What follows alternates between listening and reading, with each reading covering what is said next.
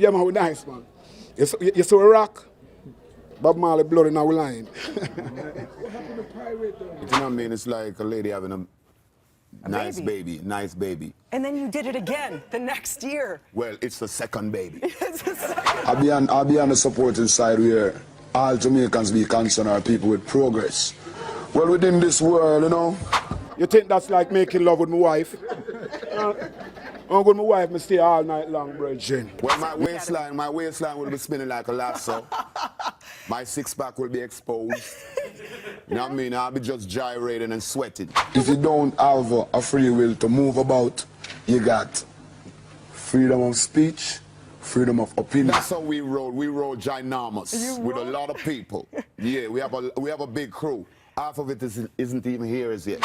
So if I come to do something and represent something for your youth where I inspire younger folks or people around them. So I'm just happy that God put me in this place and I do my best and people is gaining from it. It's a good feeling. It's a good feeling. Well, most definitely right now, from a far-fit the law of God Almighty, you deserve crucifixion.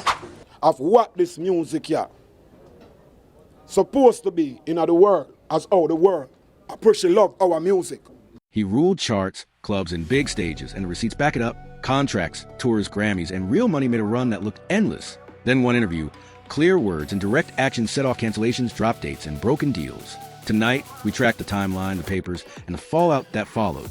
We show how a statement in 1992 led to lost shows, label exits, and travel blocks that stuck. We map the exact steps of his return, from new singles to live sets in 2011, 2013, and 2024. We count the wins and losses, and we walk through his home with room for family, work, and quiet. Want the facts on contracts, assets, and the path back to Mike? You'll get them. This is Shabba Rank's latest news, pair of precise Shabba Rank scandal update.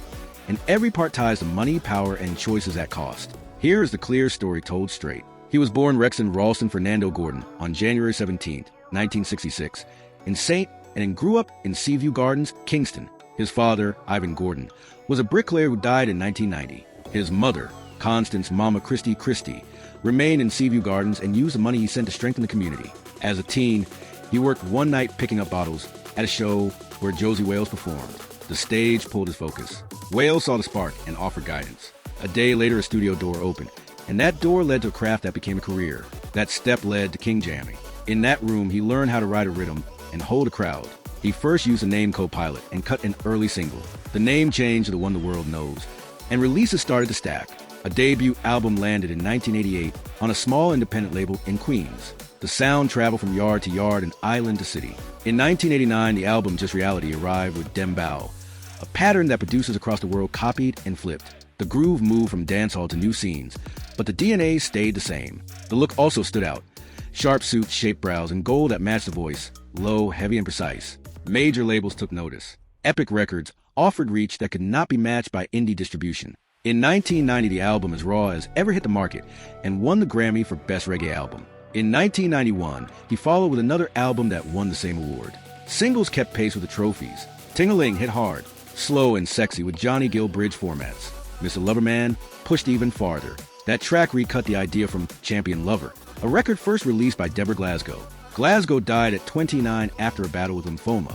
A new version with Chevelle Franklin locked in a take that matched the moment and crossed borders. The run proved that a DJ voice and a dancehall core could carry global weight. The pivot came in 1992 during a British TV appearance. He answered a question about a song that had drawn formal objections from advocacy groups and regulators. He gave a firm view tied to Bible rules on procreation. He said reproduction belonged to a man and a woman, and said people who left those rules should face punishment. The business outcome was immediate and measurable.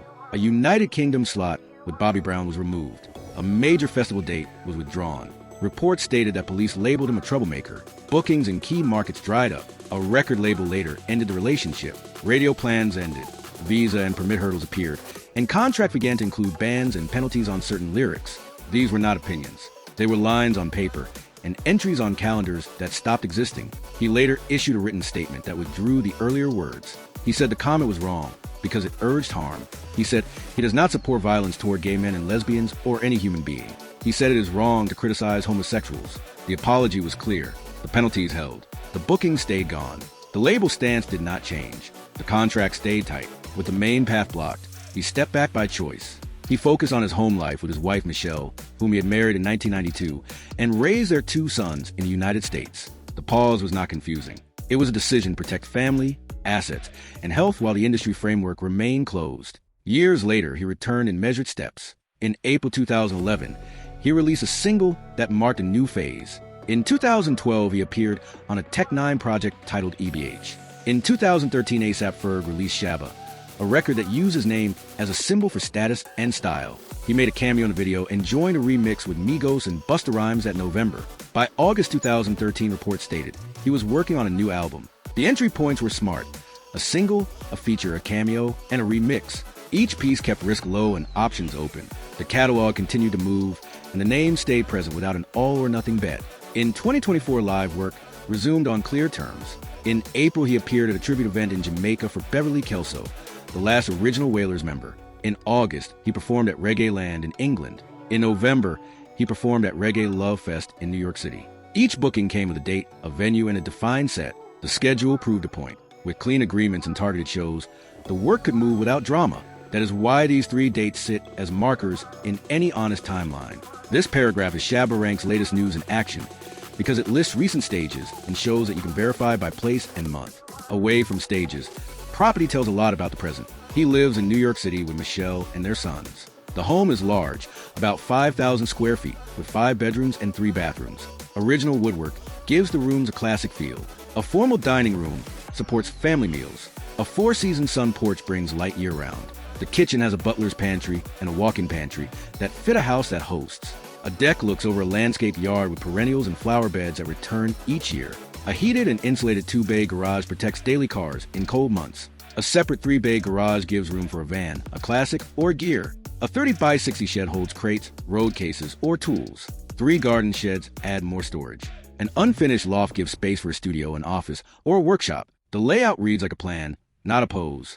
It is built to support steady work and calm days. Money is simple to state. His net worth stands near $2 million. The number matches past earnings, royalties from a deep catalog, and the value of the home and buildings. Live dates in 2024 added revenue without heavy exposure. Costs stay controlled. The catalog still moves and mixes syncs and samples. The most durable wins are the Grammys, the rhythms that live on, and the property. The hardest hit was the run of cancellations and the end of a major label deal. That split pushed a long pause, but it did not erase earlier success or the ability to work later on defined terms. To make the cause and effect plain, set the chain in order. A statement aired on TV in 1992. Promoters and police flagged risk on paper. Contracts added bans and penalties. A label terminated its deal. Bookings ended. An apology came later that renounced the earlier words and rejected harm. The penalties stayed in place.